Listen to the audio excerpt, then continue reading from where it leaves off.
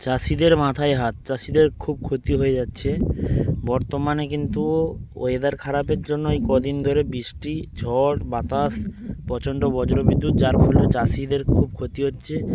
খুব দামি দামি বীজ, বর্তমানে বীজ ধানের দাম প্রচুর। সেই বীজ ধান কিনে এনে চাষিরা কিন্তু এইভাবে বীজতলা ফেলেছিল। বীজতলা ফেলার পর দুদিন ধরে প্রচণ্ড বৃষ্টি হচ্ছে, যার কারণে কৃষিক্ষেত্রে বেডশিটগুলা মানে বেড অর্থাৎ বীজতলার যে বেড, সেই বীজতলার বেড কিন্তু ডুবে যাচ্ছে। আমি আপনাদের দেখাতে পাচ্ছি না বর্তমান এই জমিগুলা। কিছু সব চাষি বালতি বালতি জল মানে নিজে সারাদিন ধরে, প্রত্যেকটা চাষি এখনও অনেকের জমিতে ঠিকঠাক জল কাটেনি। মানে এখানে একটা বীজতলা কালার চেঞ্জ দেখতে পাচ্ছেন, মানে রোদ পায়নি, জল ডুবেছিল, যার ফলে কি আছে বীজতলাগুলো নষ্ট হতে বসছে। এই যে বীজতলাগুলো সবুজ কালার থেকে চেঞ্জ হয়ে যাচ্ছে।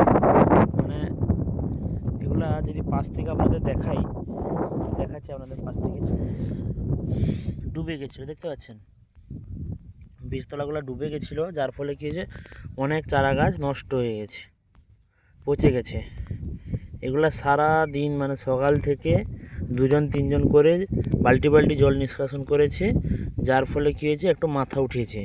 আবার যদি বৃষ্টি হয়ে যায় তাহলে পুরো ডুবে যাবে, তাহলে কিন্তু বীজতলার প্রচণ্ড ক্ষতি হবে, মানে অর্ধেক বীজ নষ্ট হয়ে যাবে। যেগুলো ছোটো বড়ো আছে, বড়োগুলো মাথা উঠিয়ে ফেলেছে। এই যে দেখাচ্ছি দেখুন, এগুলো কত ক্ষতি হয়েছে দেখুন, অনেক নষ্ট হয়ে গেছে। তো অনেকে কি করেছেন না, জমি সমতল নেই, জমি গভীর, তাদের খুব ক্ষতি হচ্ছে।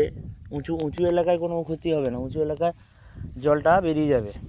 কিন্তু নিচু জমিগুলো, যখন এই জমিটা নিচু, ঠিক আছে, ওর পাশে একটা জমি নিচু আছে, এর অর্ধেকটা এখন ছোট চারা দেখা যাচ্ছে না। এটা বাদশাভোগ, ঠিক আছে, বাদশাভোগ চারা দেওয়া আছে। তার সেদিকে আরেকটা আছে বাদশাভোগ, দেখা যাচ্ছে না। এগুলো লাল সোনাটা উঠে গেছে, কিন্তু বাদশাভোগ দেখা যাচ্ছে না। অনেকে এই দেখুন বালতি রেডি করা আছে জল বাওয়ানোর জন্য। তো যারা কৃষিক্ষেত্রে পয়সা ইনভেস্ট করে ফেলেছেন সবাই সাবধান, কারণ বীজ ধান যদি না তুলতে পারেন, চারা গাছ যদি না তুলতে পারেন, তাহলে কিন্তু চাষে ব্যাপক ক্ষতি হবে। অনেক টাকা দিয়ে করতে হবে, মানে বীজ ধান কিনতে হবে। দেখুন কত নষ্ট হয়ে গেছে, দেখেছেন, বহুত নষ্ট হয়ে গেছে, বৃষ্টির কারণ ডুবেছিল।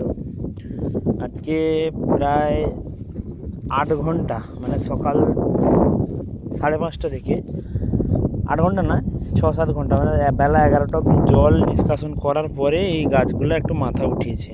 এগুলো সব ডুবে গেছিলো। আমি তো দেখাচ্ছি নমুনা, দেখতে পাচ্ছেন এখানে এই যে এই গাছগুলো অনেক নষ্ট হয়ে গেছে। হ্যাঁ, এই যে এগুলো কত নষ্ট হয়েছে, পাশ থেকে দেখাচ্ছি আপনাদের। দেখুন কত চারা নষ্ট হয়েছে, দেখেছেন, বহুত চারা নষ্ট হয়ে গেছে। এগুলো উঠবে না আর, এগুলো পচে গেছে। তো সবাই সাবধান, সবাই সচেতন হন, দুদিন পিছিয়ে যান যারা নতুন করে বীজতলা ফেলছেন। এই যে নষ্ট হয়ে গেছে, প্রচণ্ড গাছ নষ্ট হয়েছে, এই যে চারাগুলো আর উঠবে না। সবাই ভালো থাকবেন, কৃষিক্ষেত্রে লক্ষ্য রাখবেন, যারা চাষে পারদর্শী তারা কোনোভাবে বেরিয়ে যাবে, নতুন চাষিদের খুব ক্ষতি হবে। যাই হোক, ভালো থাকবেন, সুস্থ থাকবেন, আর সবসময় লক্ষ্য করবেন যে কৃষি হচ্ছে আমাদের প্রধান জীবিকা। তাই প্রধান জীবিকাকে স্বনির্ভর রেখে নিজেরা কৃষিক্ষেত্রে সময় দেবেন এবং চারা গাছটাকে ভালো করে তুলবেন।